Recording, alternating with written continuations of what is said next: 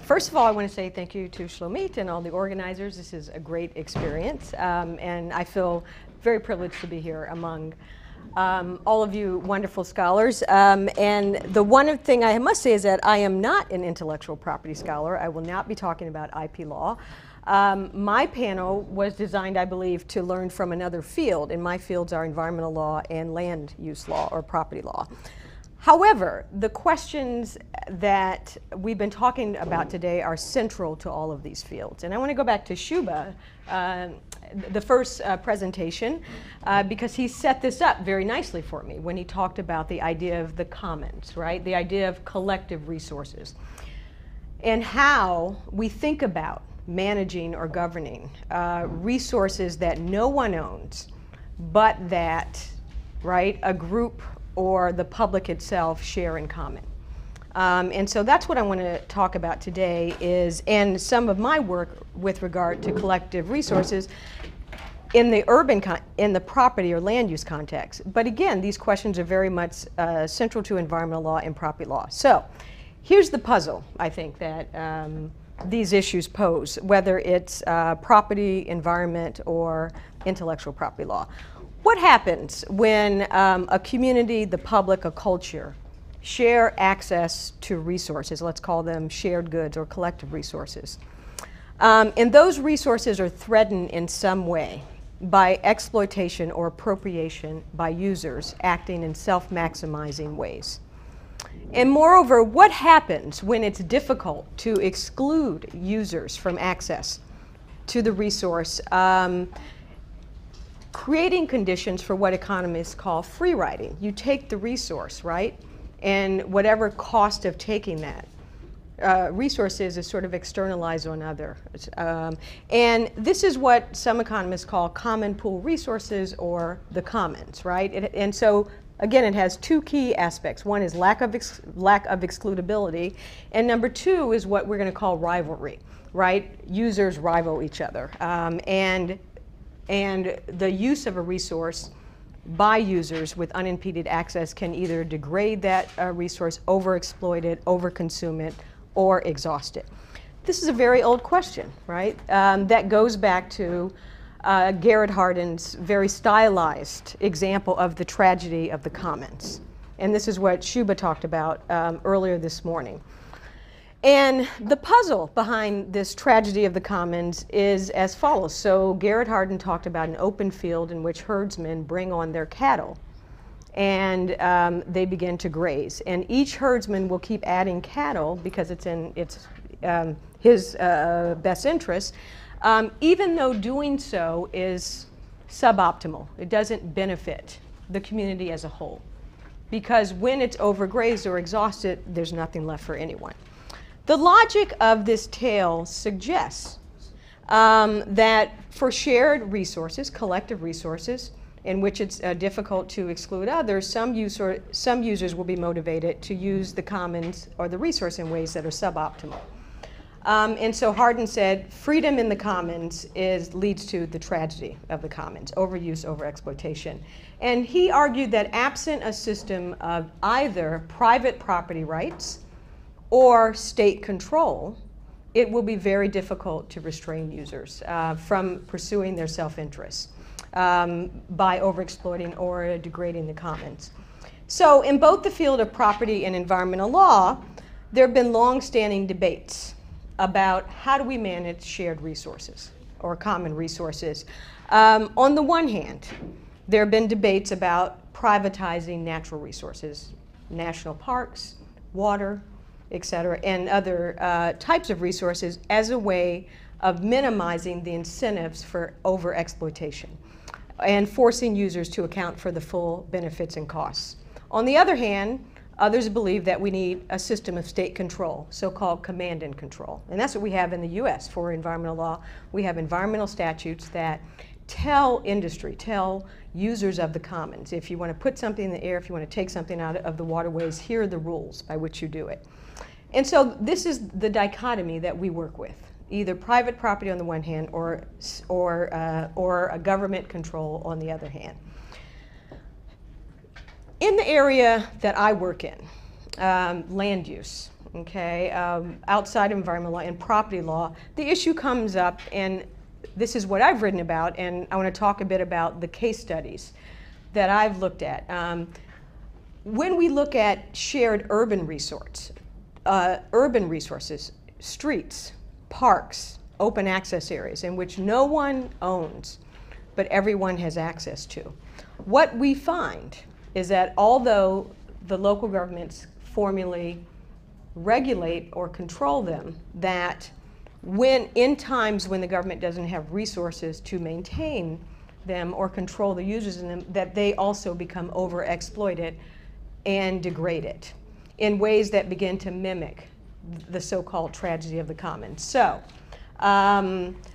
this is a conundrum or a puzzle because what we see in many inner cities across the United States, if you've been there, are many streets, parks, and other open land that were once thriving urban spaces but have become overrun and prone to criminal activity and virtually abandoned by most users.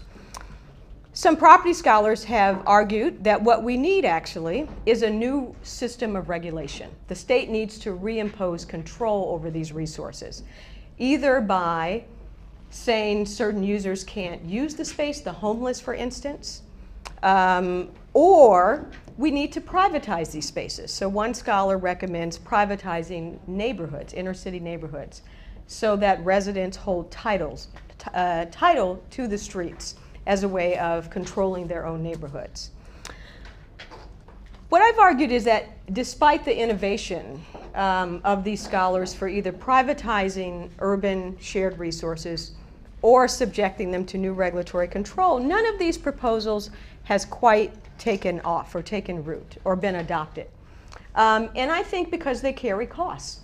They carry costs to the communities in terms of community governance over their own resources, in which the majority of residents in these communities are non-property owners and thus would not really be entitled to own the streets because they don't own their property. So to give title to property owners in a neighborhood is not the same as giving the community control over those resources.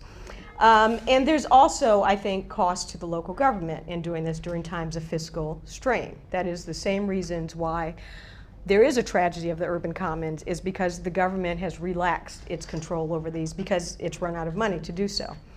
So there's a third model that I'm going to switch to and that I think applies to this context. And this is the model of cooperative resource management, of a collective resource. And this is really the work, it comes in part from the work of Elinor Ostrom, who won the Nobel Prize in economics a couple of years ago. And she's written about and demonstrated in her work how many tribal groups, villages, and local communities around the world have successfully managed open access, small-scale collective resources like fisheries, water basins in their communities by devising their own resource or rules about resource use. And they've done so in situations that are self-reinforcing. That is to say that they not only devise rules about use, but they enforce those through sanctions, and they have dispute resolution procedures that work when disputes come up. And so she won the Nobel Prize for this work, quite important work about this sort of third model that goes beyond the dichotomy of private property rights or government regulation. Other scholars also have highlighted the ability of communities to solve disputes over resource uses through a system of informal social norms. So Bob Ellickson at Yale, for instance, found that ranchers and landowners in California, in spite of a well-developed system of legal rules that govern straying horses and cattle, had developed their own system of informal norms that govern land disputes, and that this dispute resolution was self-reinforcing over time. And then other ethnographic work has been done where scholars have documented cooperative norms among small groups of resource users such as lobster fishermen, diamond merchants, and molecular biologists. So I apply this cooperative management model in the urban context and find 4 examples. So I did some case studies, and I won't bore you with the details, but 4 examples where users in cities are basically self-governing collective urban resources. 4 quick examples. One is community gardens, right? You have networks of local residents who come together, clear dirty neighborhood lots that have been subject to a lot of criminal activity, and create community gardens by planting and cultivating trees, flowers, and vegetables on those lots. The local government leases the space to them, and often some gardening equipment. 2, local park groups.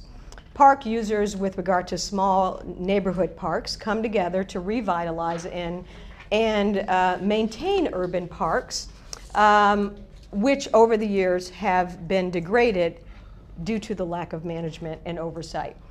Park conservancies, they're more formal park management systems in which, again, users come together, create a nonprofit, sometimes partner with the local government as a way of, again, revitalizing urban parks and controlling its use and sort of coming up with rules for use. And then lastly, business improvement districts in which commercial property owners come together and decide to tax themselves, right? Impose fees upon themselves to provide services to keep up streets and et cetera in urban areas. Now, what's interesting about these cooperative resource regimes is not so much the collective action or the cooperation, but I think rather that they're not completely endogenous efforts that exist without any support from government or regulatory authorities.